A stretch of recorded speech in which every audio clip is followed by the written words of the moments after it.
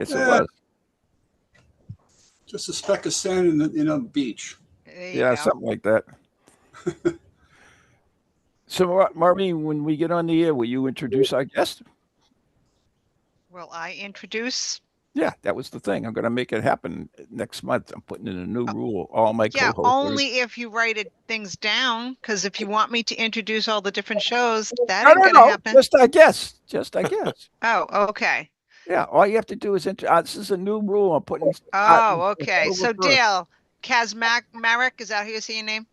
Yes. That way I won't embarrass myself as I normally do. Yeah, that's not gonna change, Ron. That's All true. right, we ready to go? Yep. Oh, we are. Here are the tunes. You'll have a great show. This meeting is being recorded.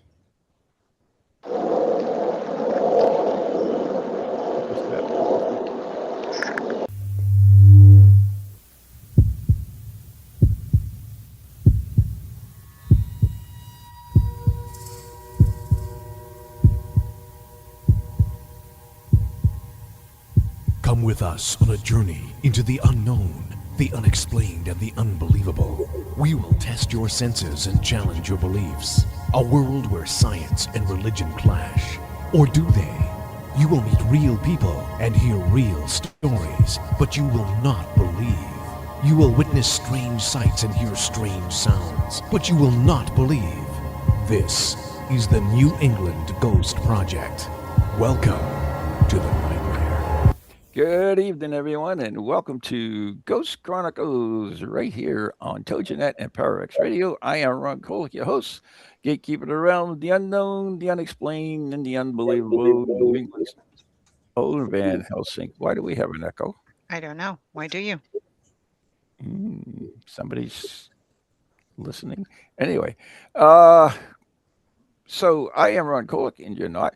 With me, my co-host, the lovely Queen of Pain herself, Maureen Wood. Hey, how you doing? Good. We survived the alien invasion, so I'm really happy. Oh, I don't even think there was one. What do you mean? The German, not German, Brazilian psychic with over 20 million followers predicted the invasion during the English and Brazilian soccer game where thousands of people would be abducted. Really? hmm Mm-hmm. Unfortunately, it didn't happen. Unfortunately? Yep. Okay. Well, yeah. Okay. I wouldn't be looking for that, but. Okay. Anyway, so we have a guest tonight. Yes, we do. And we'd like to introduce him, right? Well, you would. I will. Dale Kazmarek, welcome to our show. Nice to be here. Thank you. That was it. That was it. I told you. You've always. I don't have it because I can't get onto any of the websites, Dale. Oh. I don't know why, but I tried to get onto the websites and I'm not having luck with that. Well, that's because you moved out to freaking Maine. So. I know. I'm in Maine, so I don't know if that has anything to do with it. It's very possible it does. Anyways, he is a longtime paranormal investigator, and I don't have the information pulled up in front of me because I was counting on you. And he has written a ton of books, and we had him on our show 20 years ago, and he is Dale. So, Dale, thanks for coming on the show, and please excuse the poor introduction. I blame Maureen. So that's fine. I know my website's actually down, so I haven't figured out why. So it's I'm working on it. Oh, okay. So Dale, why don't you tell us a little bit about yourself then? That way we can give you proper due. Sure. I'm president of the Ghost Research Society. I've been involved in ghost research for 53 years now. Bless you. Since 1973. I've investigated close to 4,000 cases in over 50 years. Places local, overseas. In fact, I'm going to England and Ireland in August and be doing some investigating out there. I've written 6 books on the subject, Windy City Ghosts 1 and 2, Field Guide to Spirit Photography, Field Guide to Ghost Hunting Techniques, Illuminating the Darkness, the Mystery of Spook Lights, and Field Guide to Haunted Highways and Bridges. Yeah, I was looking at some of them. They really look cool.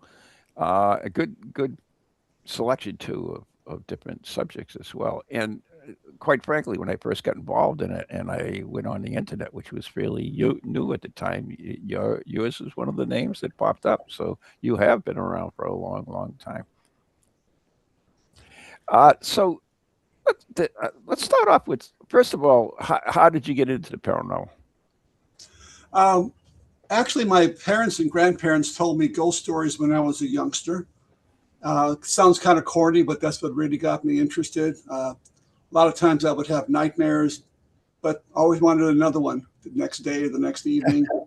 And as I got a bit older, I said I wanted to check out some of these stories to find out if they were true, if they were urban legends, old wives' tales, and that's how I started, basically.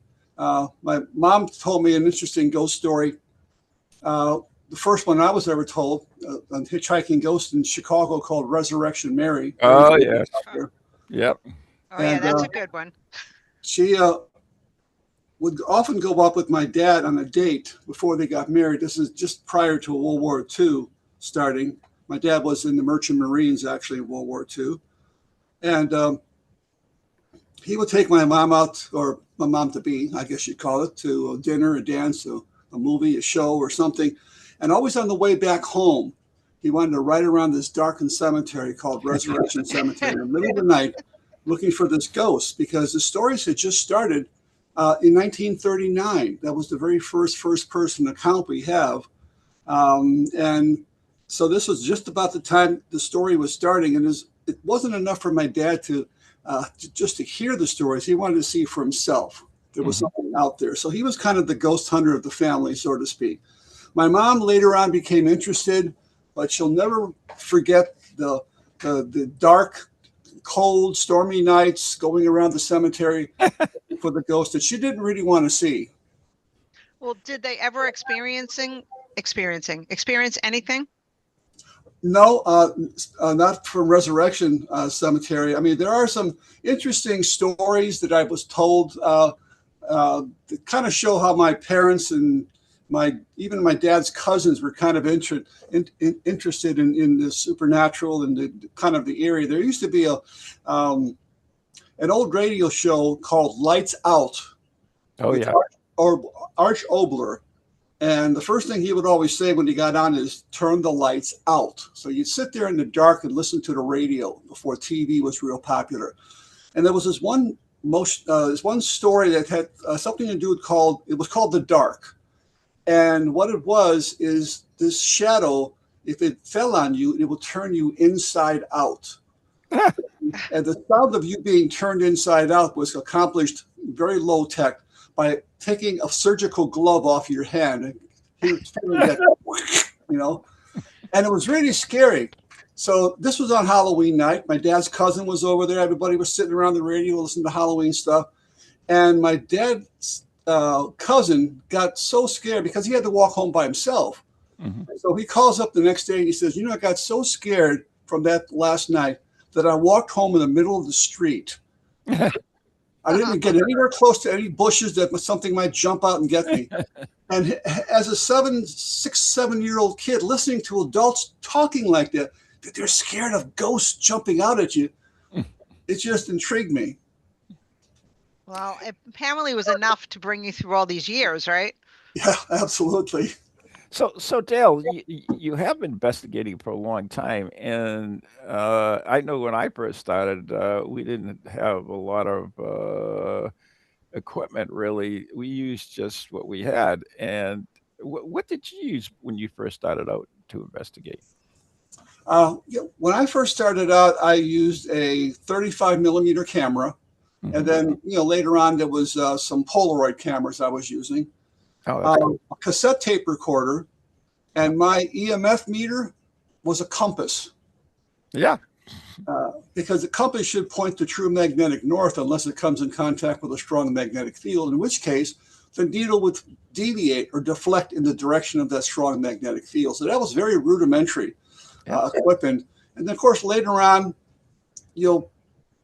ghost investigators started to adapt equipment to ghost hunting. Not that it was actually ghost hunting gear. They were like, things like mel meters, well, even before the mel meters, like the K2 meters and cell sensors, and they were just used to pick up dangerous radioactive and sometimes electromagnetic frequencies in a home that could be give you hallucinations and all kind of stuff. And then, of course, much later, people started to build equipment specifically meant for ghost hunting. People like Bill Chappell from Digital Dowsing and many others. And so now you can find them all over the internet. People selling kind of ghost hunting gear and building the equipment for themselves. But at first, it was very, very rudimentary. Yeah, was it really rudimentary or just, I mean, it depends what you're looking for. If you're looking, a lot of this ghost hunting equipment is used or created to get positive results. So, yeah, the science in it is not really good. Let's put it that way. Most of it, I would say 90% of it is non-calibrated. In other words, you can't recalibrate it. You don't even know half the time what the calibration is on it. And so a lot of this ghost hunting equipment today, which is very popular and used by probably most investigators, is really suspect, at least I believe anyways, for that type of thing.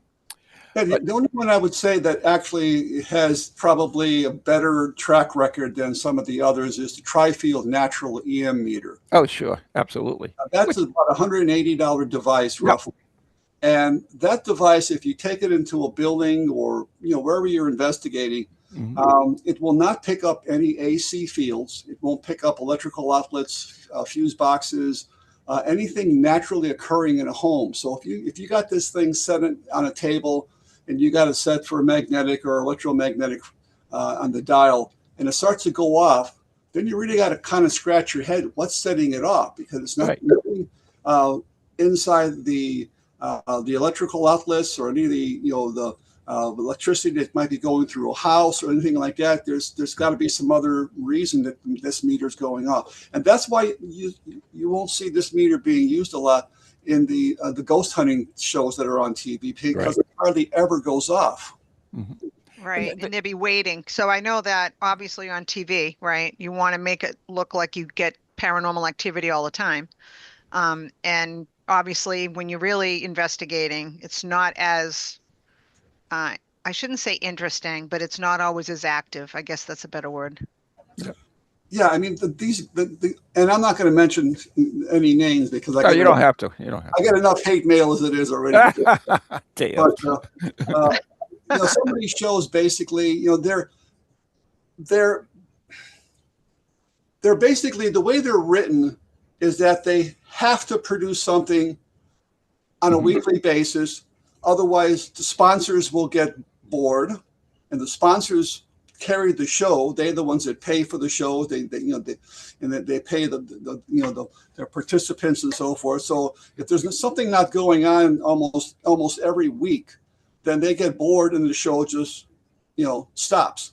So I have kind of an interesting story, if you bear with me just for a second. Yeah, we have plenty of time here.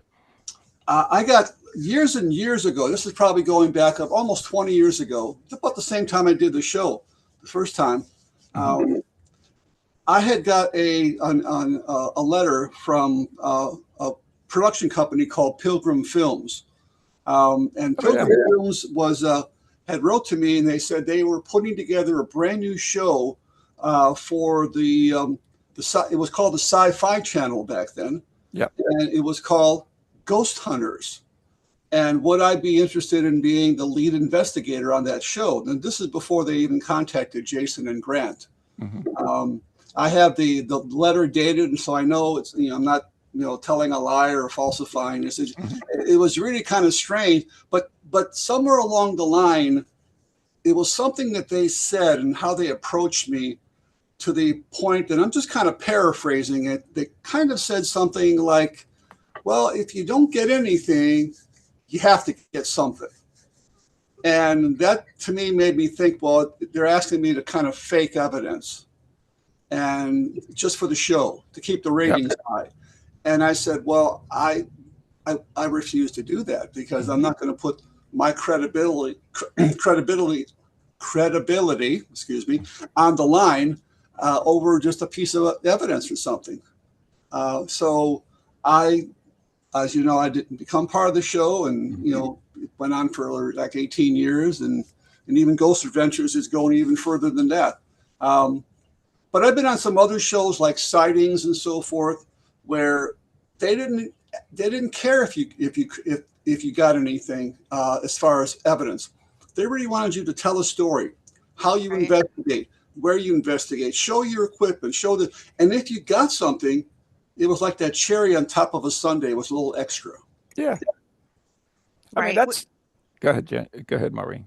Now, I was just going to say that's what you want. So kudos to you, Dale, because I get the pressure that there must be to actually, falsify or put out evidence that you're not really getting just because it's requested of you, and if you want to keep your show going. So I get that.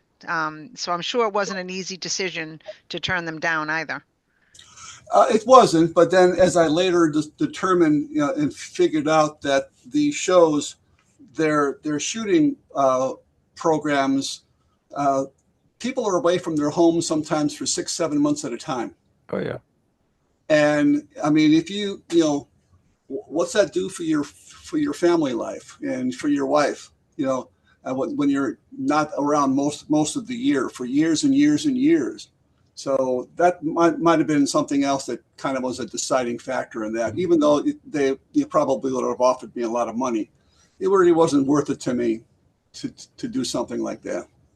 I mean, especially nowadays, there's so many of those ghost hunting shows out there. The ones I really enjoy are the ones that go into the story, that talk about, the experience people have, talks about the history of location. I mean, that's one of the things, and one of my favorite shows of all time is Most Haunted. I know it was terrible, but I enjoyed it because they went to some cool locations. They had Richard Felix, talking about the history of the place and everything else. They had that little bit of a psychic element when they brought in, David Wells and all the ones after that, and you had the scientific again with people like Karen O'Keefe and Steve Parsons, and so it had a nice little blend to it. And of course, we had a Beth screaming, which was always fun too. So I enjoyed it. I know it was a TV show, but I enjoyed it because of what it was. It was interesting. Yeah, it was the UK's Ghost Hunters, because it ran for 14 seasons. And in 2023, when the last time I was in England, in fact, I'm going back in August for England and Ireland. But when I was there in 2023, I had a chance to meet Karen O'Keefe in person. Yeah, which was really a thrill for me. And we met him at the Hellfire Caves in England, which he actually investigated as part of the show Most Haunted.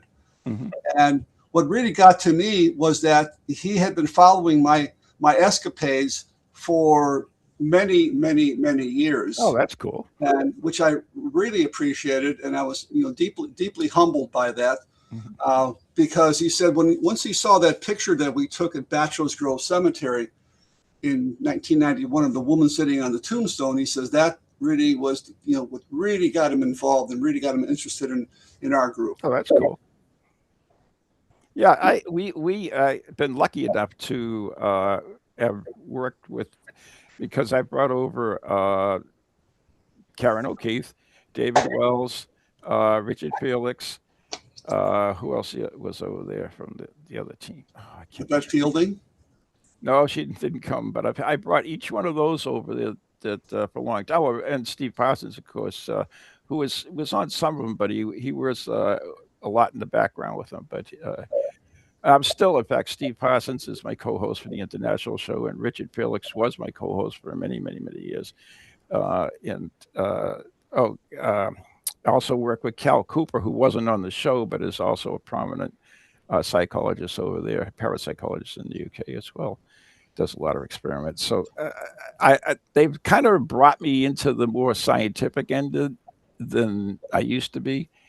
because, right, frankly, when I was began, I was just looking for answers more than anything. What was going on? Why do people see what they see? Why do what's really happening? And I still continue to do that to this day.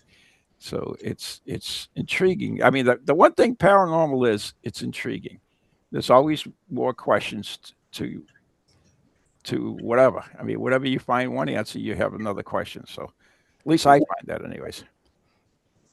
Yeah, we had actually reached out. I have a friend that lives in Luton, which is just north of London. Hmm. In fact, I'm going to be staying at his house for those 2 weeks when we kind of Cool. travel all over the place.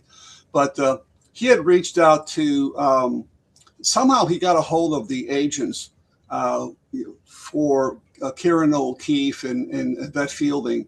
And we were hoping to be able to see both of them at the same time. But even though I'm a Facebook friend of Yvette Fielding, and I reached out to her several times, she never responded, which I was kind of disappointed. I really wanted to see her in person because she was kind of the leading person on the show. Yeah. And Karen O'Keefe was the parapsychologist. He was kind of a skeptic, but skeptical. I would say, not skeptic, but skeptical. And I'm skeptical of certain things too.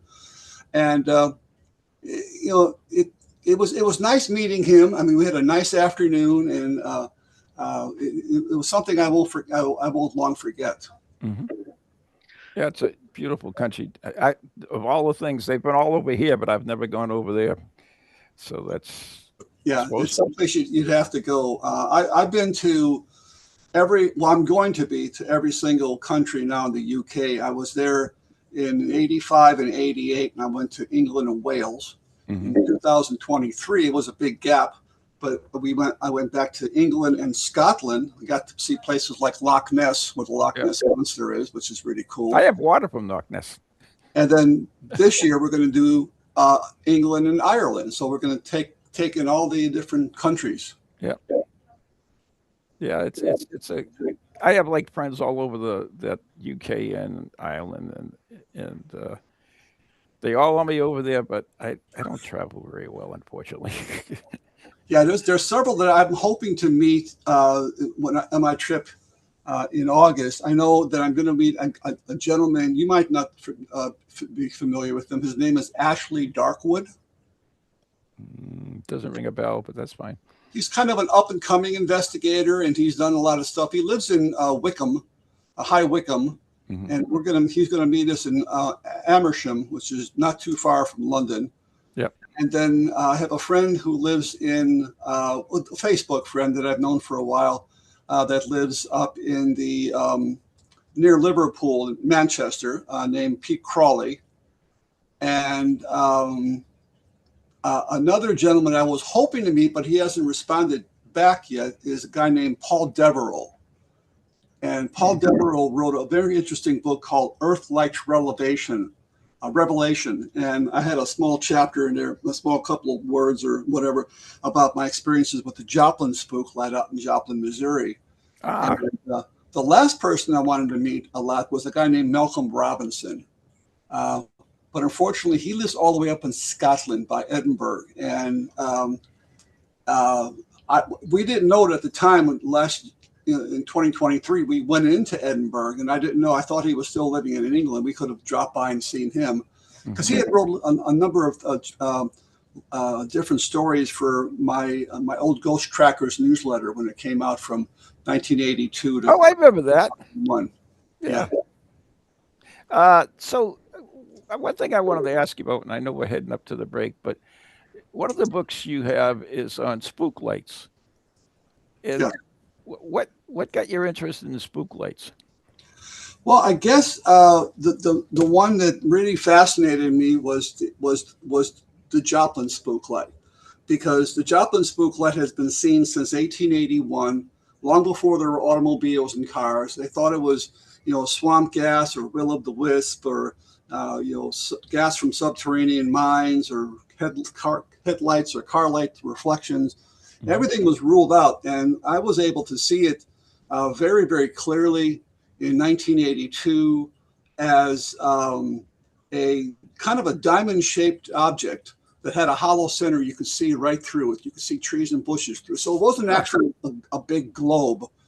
And whenever this thing went down behind the hill, it kind of left behind like twinkling, like a phosphorescent effect, like it was kind of leaving behind some sort of shivering effect. And it did that a couple of times, the last time being only maybe 30 or 40 feet away from me, about 2 o'clock in the morning. That's kind of neat. And Yeah. we crept up to the top of the hill after it went down, leaving behind a twinkling effect. And we hit the top of the hill maybe 30 seconds later, and this light was like 2 miles down the road. It's gotten from point A to point B in a flash. And we've been out there, throughout the years, seeing it over and over again. And in recent years, unfortunately, it's not being seen that much. But that's the one that really got me involved in starting to write and research spook lights. And I started to travel all over the country looking at these different spook lights. And I'm still finding it even today. Yeah, there's a lot of them a lot of stories on spook lights throughout the world, actually. Yeah. And so, what did you have a theory on what the Jocelyn light was? The Jocelyn light. Well, I'll tell you what my psychic friend told me. I worked with a psychic who was a clairvoyant and very gifted clairvoyant, Pat Schenberg, and she was the past president of the Illinois Society for Psychic Research. And when I described what I was seeing, she told me that lucky I didn't get too much closer, because she perceived this in her own mind as kind of like almost an interdimensional doorway that I could have been in danger of walking into it and maybe not ever walking back out. And I never thought about that when I first saw that. We didn't know what we were seeing. We all saw the same thing through binoculars. We were maybe as far away as about 150 feet and maybe as close as maybe 30 or 40 feet. So did you feel anything though? Like when you were looking at it, Dale, I know that you must have been intrigued, but did you have any kind of energy feeling or sensation? Yes, I experienced something that my Fortean friend John Keel. You remember John Keel? He wrote the Mothman Prophecies. Yeah. Yes. Things. Yeah. But he had been to Point Pleasant, West Virginia, as I have been, and he experienced what he described as kind of a zone of fear. Kind of like walking into an area that kind of basically gave him a feeling of intense anxiety, and just walking in and out of it by taking a few steps. Now I experienced that same thing over there at Joplin, kind of like I call it a zone of fear after kind of coining his term. And it was something very, very, very localized. At the same time, we all felt it. Interesting. And in subsequent visits back there, we never felt anything. So maybe it might have been just because there was something going on, paranormally at the time, that we might have seen or experienced this feeling. And I've never experienced anything like that ever since. Well, timing is everything. Absolutely. So, when you witnessed this, you had other people experience it at the same time? Yeah, I had the first time we were out there. It was kind of a family affair. My brother, who was very interested, we brought my mom along because she was interested in ghosts at the time too. Oh, cool. And we all had binoculars, and we were just looking through the woods, and we see this big thing. It looked, it was so bright. It was like next to a barn. I thought the barn was literally on fire. That's how bright it was. And we were all looking through binoculars, and I didn't say, "Oh, look at that triangular shaped object." I said, "Well, what did you see?" And then, "What did you see?" They all said the same thing. What I was saying. So it was documented by all three of us, and we've been back there since. We went out there with a high-powered telescope that we were going to take pictures through with a camera mount. Unfortunately, it rained pretty much off and on throughout the weekend, and you don't want to get spots on the mirror of your telescope because it just ruins everything. Yeah. So we couldn't really use that, but we've gotten some really excellent photographs that are on my site, which will eventually go back up here. But really interesting ones that you can actually see the road, the cars parked along the road, and you see this thing out in the distance. And it's just kind of like a yellowish, kind of an orangey light. And, all right, we have to take a break right now. Dale, we'll continue with this. You're listening to Ghost Chronicles right here on. Do you have a paranormal event? book, or something else you want people to know about? Then why not advertise it on Ghost Chronicles Radio? With over 150,000 downloads a month, get your message out to an audience that's interested in the subject. We have a plan at a cost that fits your needs. For more information, contact Ron Kolick at anyghostproject@comcast.net or call 978-455-6678.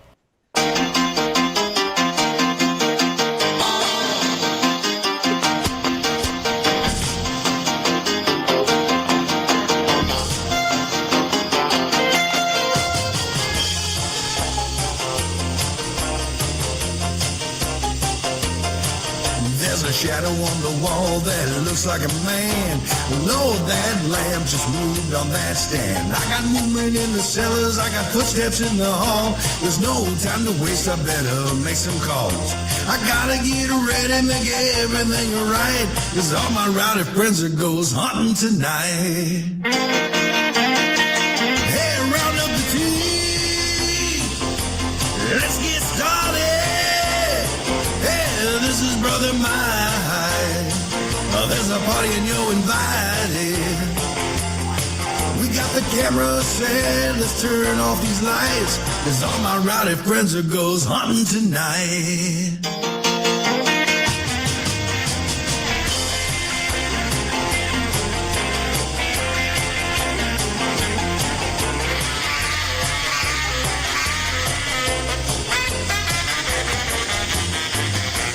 This old house has a long history. It should be real, real good for activity. And we got the house wired for sound and got motion alarms setting all around. Got a box full of batteries ready to go, and everyone's itching to start this show. Got our logo tees, driving black SUVs, and that one bald guy with a slick goatee. Hey, round up the team. Let's get started. Hey, this is Brother Mike. Well, there's a party and you're invited. We got the camera set, let's turn off these lights, 'cause all my rowdy friends are ghost hunting tonight. Hey, round up the team. Let's get started.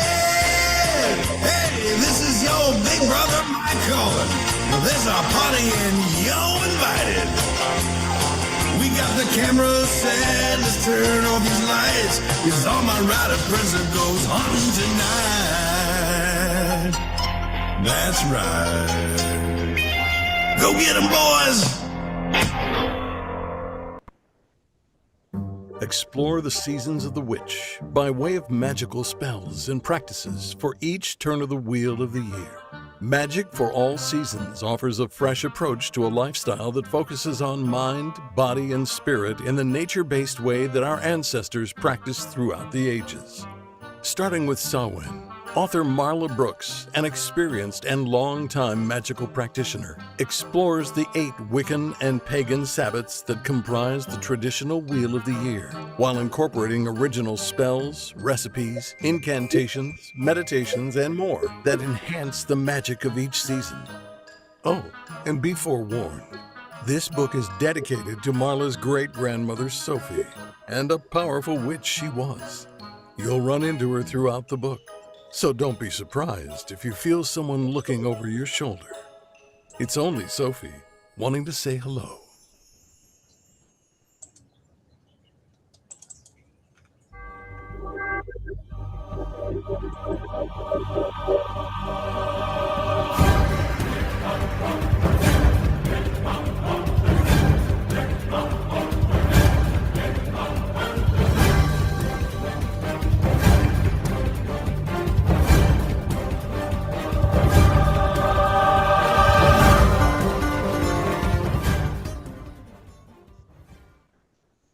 We're back. And yes, that's all I got. That's right. We are back. You're listening to Ghost Chronicles right here on TogiNet and PowerX Radio. I am Ron Kolick. She is Maureen Wood. And our special guest tonight is Dale. Just leave it at that, because I will butcher it. Dale, you still with us? Yes, I am. Yeah. So you were talking a little bit about the spook light, and I forgot exactly where we left off in mid sentence, unfortunately. But do you remember what you were finishing up with?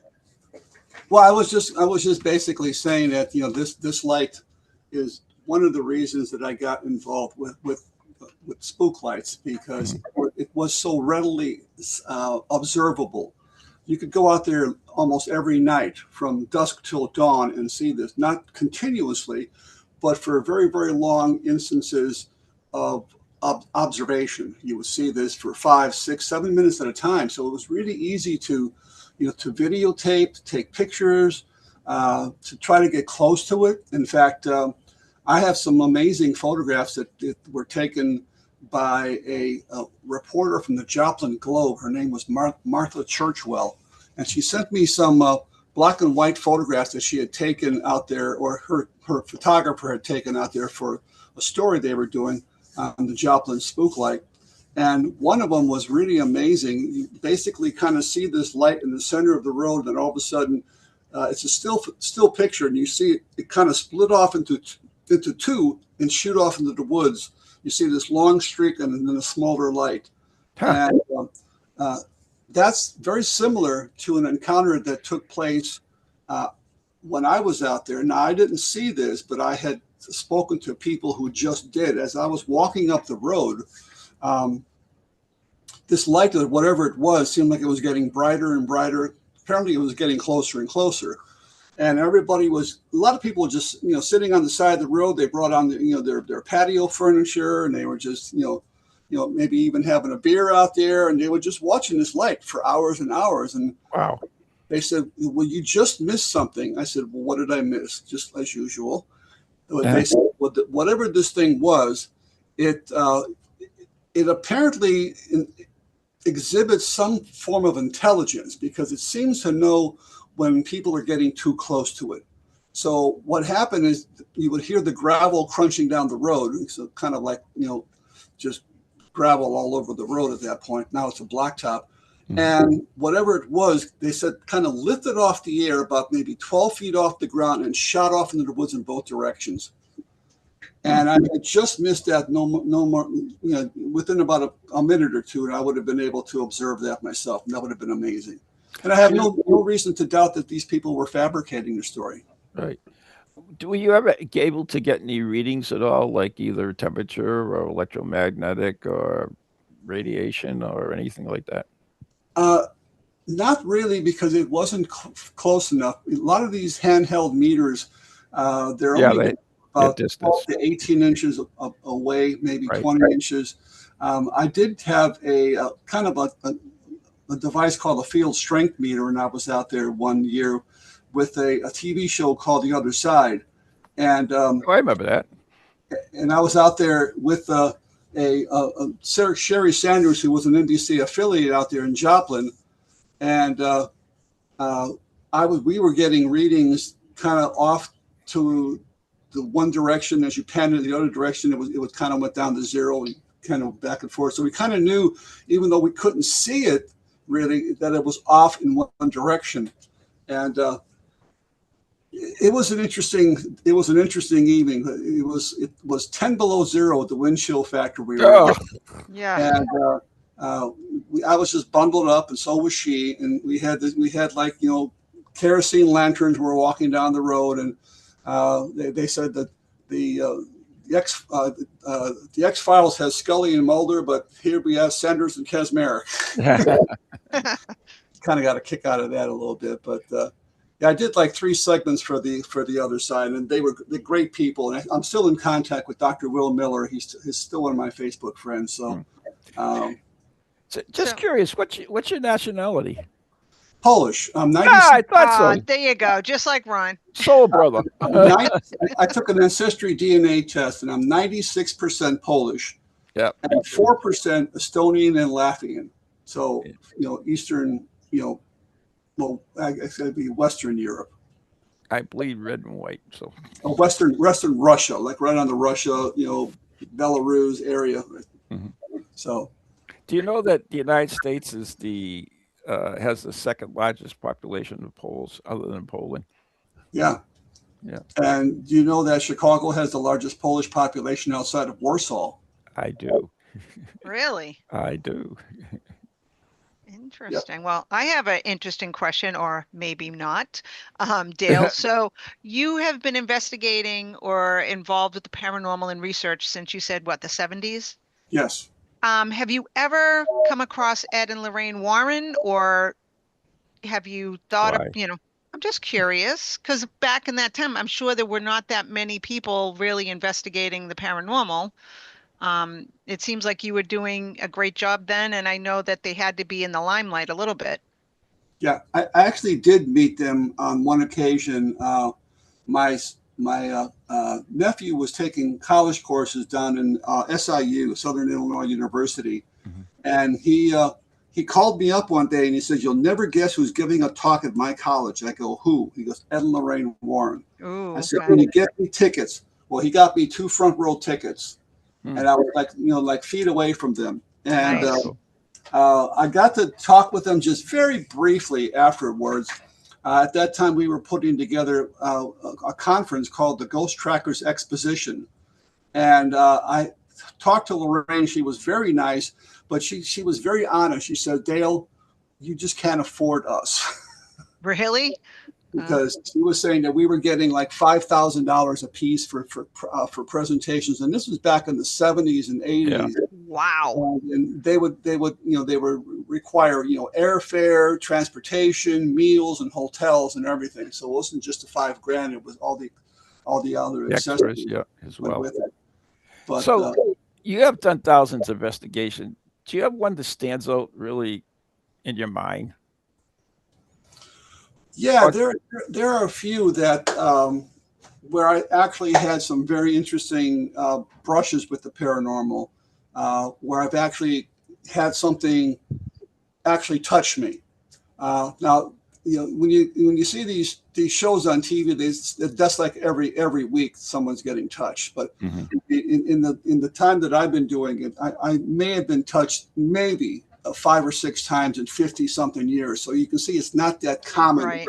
for somebody to be touched by a ghost. But we were doing some investigating, and we went out there a couple of times actually to a place called Trans-Allegheny Lunatic Asylum in Weston, West Virginia. Yeah. It's a huge abandoned state mental hospital. It's the second largest building, second largest stone masonry building in the world next to the Kremlin, 256,000 square feet. And it's divided into like 4 floors. So there was like 60 people, but you divide it by 60, you only got about 15 people per floor. So it's a very manageable little small group. And as we're walking through, I'm videotaping, the walkthrough, and then of course videotaping with the guides telling us about the history and haunting, so I get this all straight. And as I'm doing this, we heard in real time and also recorded 9 disembodied screams coming down the hallway, literally. And you can see those on my site, not today, but soon. Like you'll see those on there. In fact, there was a couple that was on their honeymoon, and this was their honeymoon, coming there maybe to get a bit of a like a thrill fest or something. Ooh. And the one scream, which is one of the best ones, you see him kind of turn towards the rear, and you see his face in the camera, and he goes, "What was that?" He was actually kind of freaked out at it. But the weirdest part is later on, when we were on the main floor, which is the oldest floor, dates back to 1864, just right at the end of the Civil War. And there was a woman who was an inmate, and it's been told by numerous tour guides, always the same way. So I don't think it's something somebody's making up. And her name is Ruth. It's happened to be my wife's name too. And she used to throw her food or cuss and swear at anybody from the opposite sex. So if you were a male orderly, a patient, a visitor, a doctor, a nurse, you were going to get yelled at, screamed at, have things tossed at you. So I was investigating an area not too far away from there, 30, 40 feet away, what they call isolation cells, or sometimes they're known as rubber rooms. And people that are unruly are often put in there. So I was the only male investigator, and I had 3 female investigators from the group. The other part of my group was someplace else at the time. And suddenly, and again, you can view this. You can my arm feels like it went into a deep freeze. I mean, goosebumps all over, hair standing straight up on end, and then it felt like something literally grabbed my buttocks. Literally go in that direction. We go, whoa! What was that? And immediately, the 3 females, they're saying, I didn't feel anything. I don't feel no draft, no cold, no nothing at all. They got millimeters, they got temperature probes, nothing. And so I thought that was unusual because, see, I was the only male and they were females. So we were doing an EVP session. The last question I asked before we moved on, I said, do you want us to leave or do you want me to leave? And one word came out, you. Me. That's cool. So I said, okay, fine. I mean, sometimes I know that when we do paranormal investigations, there can be times where we kind of intrude upon some spirit's space. And in some cases, they just want you out of their space. And they'll tell you that. They'll say leave or get out or something like that. And we leave. Not because we're scared, but we're just respecting what they're telling us. So we went someplace else and we weren't bothered the rest of the night, at least by Ruth. So that was one interesting time that I had there. I had another time when I was actually in a cave in Red Bowling Springs, Tennessee, called Leonard's Cave. It was actually a cave that there were Indian remains found. There was a burial cave at one time. And there was actually a gentleman that was shot by a state trooper because he was running an illegal moonshine still out there.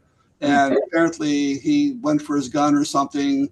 It wasn't something that we dreamt up because we actually found the article. We found the article that we know who the guy is and everything. And we're doing some investigating in pitch darkness. This is a cave now. And they're over there doing some, people are way over to my left, and there's nobody behind me anywhere nearby. And suddenly I felt like something poked me in the back, like your index finger poking you right in the small of the back. And later on, I said, well, was it actually a finger? Or was it a gun? I don't know. And I spun around and I said, somebody just poked me in the back and there's nobody around me. And it was the weirdest sensation. And, it's not something that happens a lot, especially to me. I've seen a lot of visual apparitions, mostly shadow images, shadow people. We've recorded shadow people. We've recorded full-bodied apparitions and a lot of EVPs. But, feeling, a feeling or a sensation or even a smell is more subjective. I mean, it's nothing you can prove. You can't you don't have a smell meter. You don't have a touch meter. You can hear stuff on digital recorders and EVPs, and you can record stuff with cameras and camcorders, but smells and feelings and even taste. There was even one time I believe I tasted a ghost one time. Now, how did that work?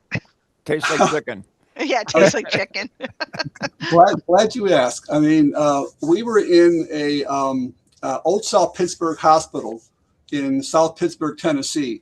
It's an old abandoned hospital out there. And at the time, you would rent it out for like 2 days, and you would be able to spend the night in the patients' rooms, which was really kind of cool. We were doing an EVP session down in what used to be known as the pharmacy, where they would dispense drugs for the patients and so forth. And we had a registered nurse with us, and she actually wore her scrubs, kind of like using that as a trigger object to say, hey, I'm a nurse, I'm working here, etc. And suddenly I started to get this very metallic taste in my mouth. And I told her that, and I said, what is this? She goes, metallic? That's blood. That's blood. It's a blood taste. Mm-hmm. And I go, that's the first time I ever had anything that I could say I tasted something, for the longest time, I would always tell people, well, all your other four senses can be affected, but you can't taste the ghost. Well, now apparently you can taste the ghost on a very rare occasion. Oh, you can, Dale. I recall we went puckwudgie looking for puckwudgies, and I ended up having a similar sensation. I felt like I was literally skittering up a tree almost and going in a frenzy. And then I just had this overwhelming, like, copper Yeah. taste in my mouth, and it was horrible. And I thought that I bit my tongue, and there was no blood, but Yeah. there's no way you can ever, there's unless you've tasted it, there's hard for someone else to kind of understand, I guess. Yeah. Yeah. Well, I'm sure people have a bloody nose or something. You might taste it Yeah. in your mouth or something, or then they might bite their tongue or the inside of their mouth and taste it. True. And it's an unmistakable taste. So I mean, once you experience it, you know that it's a blood taste. Right. And you expect to see blood. Yeah. or to like, like, hey, put your finger in your mouth. Did you bite something? Right. And then you realize, no, you don't. And it's a little creepy to have that taste in your mouth when there's nothing around. And then you figure being in a hospital too. I mean, that would be something that, people would be bleeding, or maybe they could be an emergency or ICU or something like that. Maybe a gunshot or, an accident or stabbing. So there could be blood, in the hospital, obviously. But for somebody to taste it, unless you put your finger in the pool of blood and, slurp it up or something, or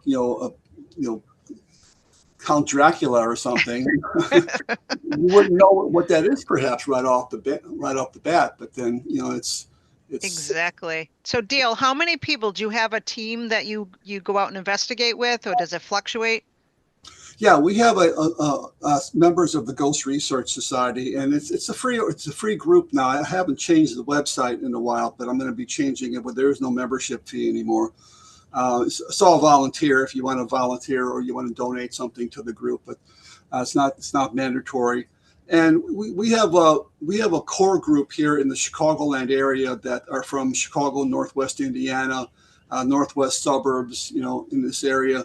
And then we also have, we have 3 honorary lifetime members from England that are in the group. We also have Nicole Strickland, who wrote on the Queen Mary. You might have interviewed her. Yeah, she is actually I'm running one of her shows on my PowerX network. She's my California state coordinator out there. And then I have a friend named Randy Liebeck, who is my New Jersey state coordinator. Know that name too. Yeah. Been out there to England several times as well. So we have state coordinators in different states. And then when we go on our trips, we try to, if we're going to be in an area close by, we always invite them to join along. Of course, they can come anytime they want from wherever their respective states are to join with us. But we have about 15 people now in our core group. And we just picked up like five new women that are very, very gung-ho, very into it. And in fact, this Saturday, we're going to be investigating the Monroe House out in Hartford City, Indiana. Mm-hmm. It's I was out there once before, and it's a pretty creepy area. It's kind of on the dark side of the paranormal, kind of like a bit maybe negative, but not anything demonic. I hate that word.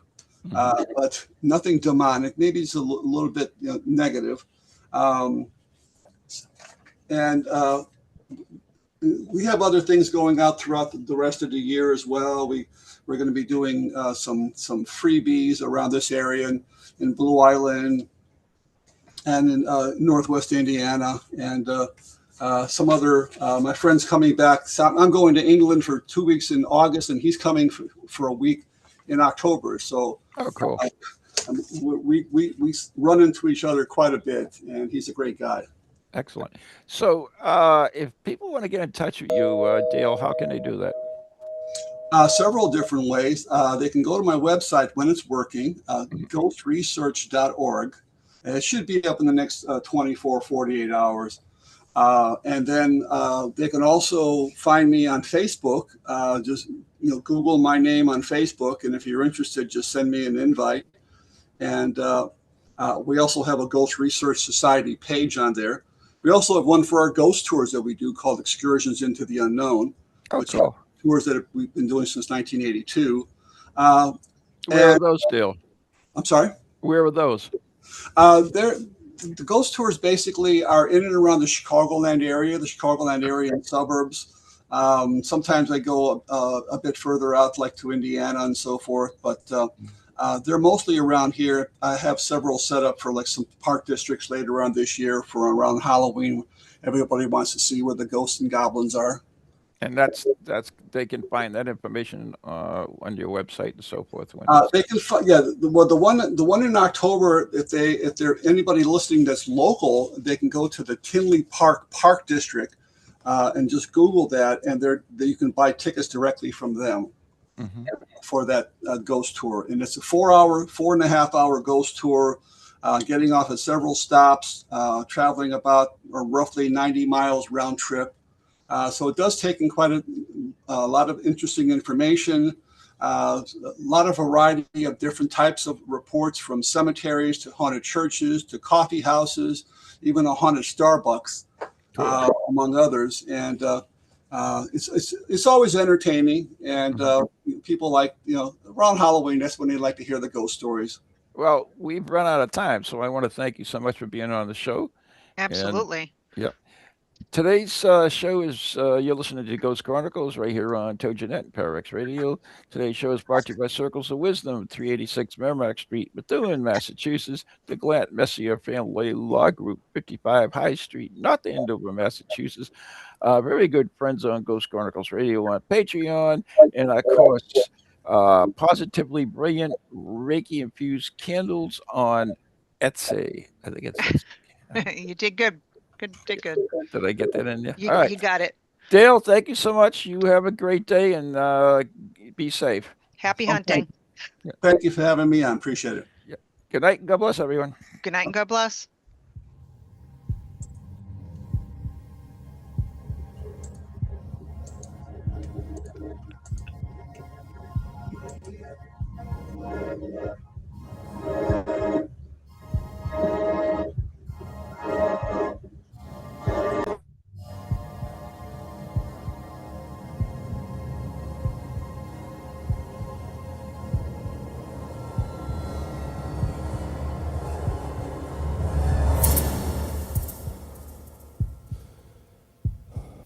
From ghoulies to ghosties, long-leggedy beasties, and things that go bump.